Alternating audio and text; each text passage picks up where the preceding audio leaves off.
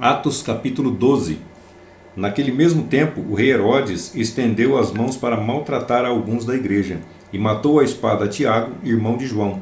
Vendo que isto agradava aos judeus, continuou e também mandou prender a Pedro. Isto aconteceu na festa dos pães ázimos. E, havendo-o prendido, lançou no cárcere sob o encargo de 4 grupos de 4 soldados cada um, para o guardarem, com o propósito de exibi-lo diante do povo depois da Páscoa. Enquanto Pedro estava sob custódia no cárcere, a igreja orava continuamente por ele, com muito fervor diante de Deus. E na noite anterior ao dia em que Herodes se propunha a exibi-lo ao povo, Pedro dormia entre 2 soldados e preso com 2 cadeias, e as sentinelas guardavam a prisão diante das portas. Eis que ali se apresentou um anjo do Senhor, e uma luz resplandeceu no calabouço. E ele tocou nas costas de Pedro e o despertou, dizendo: Levanta-te depressa. E as cadeias caíram-lhe das mãos. E acrescentou o anjo, dizendo-lhe: Cinge-te e calça as tuas sandálias. E ele o fez assim. E disse-lhe mais: Revista-te com a tua capa e segue-me. E Pedro, saindo, o seguia, e não compreendia que era realidade o que estava sendo feito por intermédio do anjo, mas julgava que estava tendo uma visão. E quando passaram a primeira e a segunda sentinelas, chegaram à porta de ferro, que conduzira à cidade, a qual se abriu automaticamente, e, tendo saído, passaram por uma rua, e neste ponto o anjo apartou-se dele. Então Pedro, voltando a si, disse: Agora sei verdadeiramente que o Senhor enviou o seu anjo e me livrou da mão de Herodes e de toda a expectativa do povo dos judeus.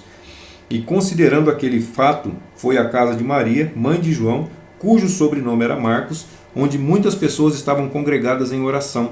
Quando ele bateu a porta do átrio da casa, uma menina chamada Rode saiu a escutar.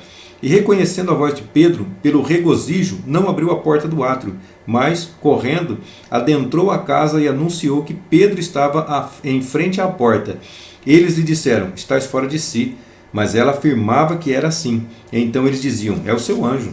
Entretanto, Pedro prosseguiu batendo, e quando abriram a porta, viram-no e ficaram assombrados.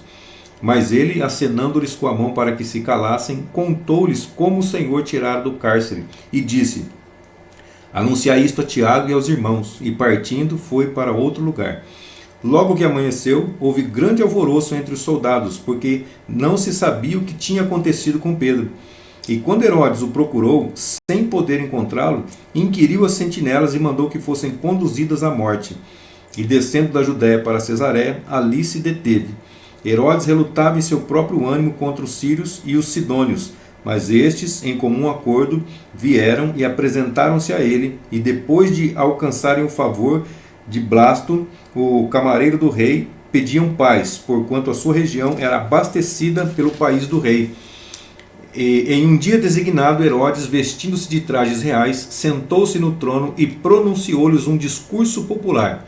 E o povo exclamava: Voz de Deus e não de homem. No mesmo instante, um anjo do Senhor o feriu, porquanto não tinha glorificado a Deus, e, comido de vermes, expirou.